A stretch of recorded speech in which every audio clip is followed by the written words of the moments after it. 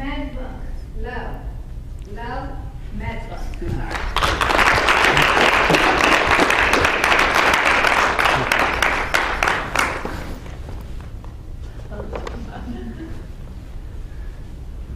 Lila, thank you very much. I didn't know that you felt that way, but I appreciate it. And I agree.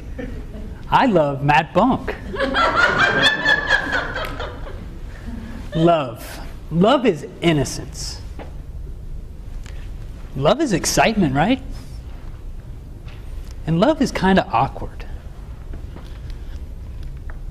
Hello, Madam Toastmaster. Hello, dignitaries. Hello, fellow Toastmasters, and hello, honored guests. I need your help on this speech, because when I hold this up, I need you to say it back. So I'm going to say it, and then I'm going to ask that you also say it. Are you ready? You had me at hello. You had me at hello. Okay, very good. Thank you very much for that. So, the innocence of being 10 years old, I found my first love. And it was this little dog. I looked through the classified ads and I found Chihuahua, $100 male. And I remember going to that breeder's house, picking up the last remaining Chihuahua. You've seen The Lion King, right?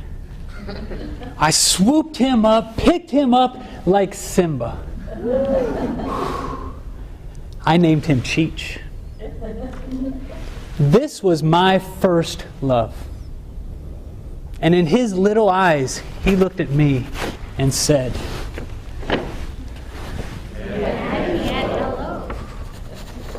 but in the excitement of being 16 years old, coming into my physicality,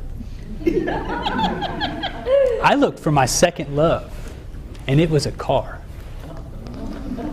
Was there anything better than that first car?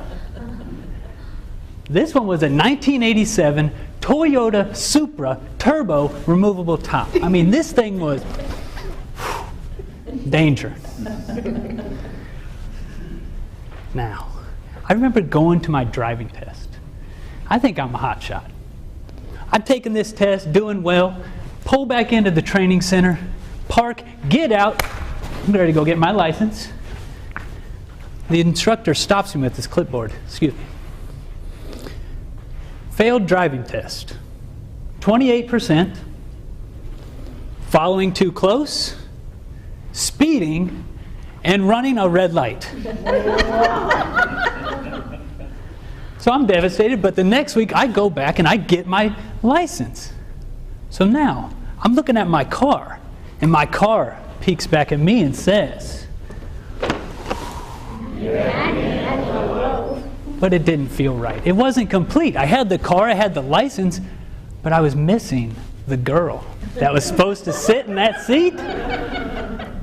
So still, in my awkwardness now of being 16, I found my third love.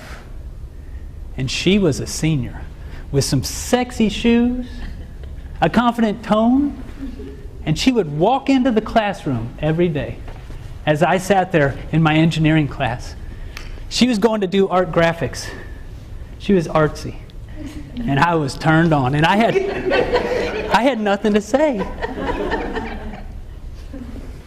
My first words to her were, "I'm getting a tattoo." And she was supposed to say, "Wow, that's pretty hardcore. You're kind of like an outlaw, right? I would love to go out with you."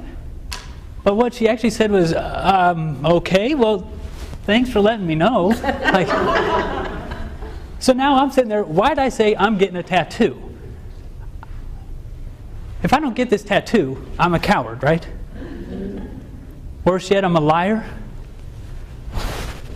But if I get it, I have to show her, right? I marched into that tattoo shop, 16 years old. I want a picture of my dog, Cheech, on my stomach. And the tattoo artist backed up. He kind of laughed internally, but he didn't understand what was at stake. This was life or death for me. So we're back there, and every time that needle hit my rib, the 16-year-old came out at me. I said, "Am I crazy? And what am I doing here? I've never ridden on a Harley. I mean, well, who am I to be here?" But I survived. I survived that operation, and that turning point following Monday, I walked in like an astronaut returning from the moon. Walked straight up to her. Hey, I got it. And I don't think she was still impressed. But you know what? She said yes. She said yes. And I remember our first date.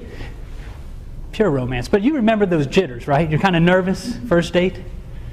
Toyota Supra, top off, sun shining, her there, Wendy's drive-thru. All right. Then that night, Jerry Maguire. We went to go see our first movie. Jerry Maguire. And the main character, Renee Zellweger, in that movie says, I love him. I love him for who he wants to be and for the man that he almost is. I love him. So, 18 years later, I still have a Toyota Supra. I've upgraded though. I mean, it used to be an 87. I have an 88 now. And I still have this tattoo, so when I'm riding my Supra, my dog's with me. And that girl that sits in that seat is the same girl. So I say, love. It's innocent, right? It is exciting. And it is most definitely awkward. But when you bring it all together, it's completeness.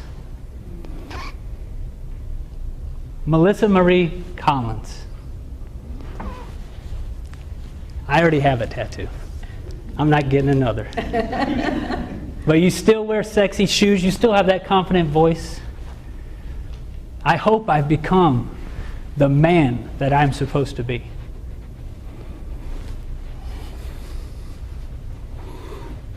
Melissa, I love you. You complete me. And you say, Madam Toaster.